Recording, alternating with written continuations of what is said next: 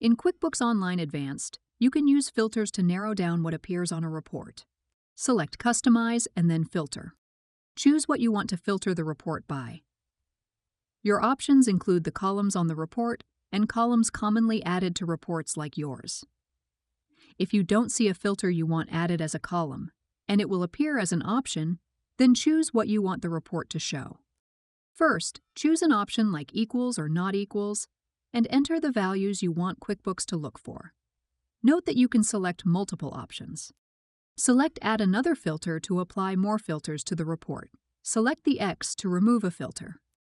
If you use QuickBooks Online Advanced, you can add conditions to a filter. You can add another filter and choose to apply both conditions or choose the and/or option, so QuickBooks displays info related to this filter or others. Now that you know how to apply filters, check out our other reporting videos.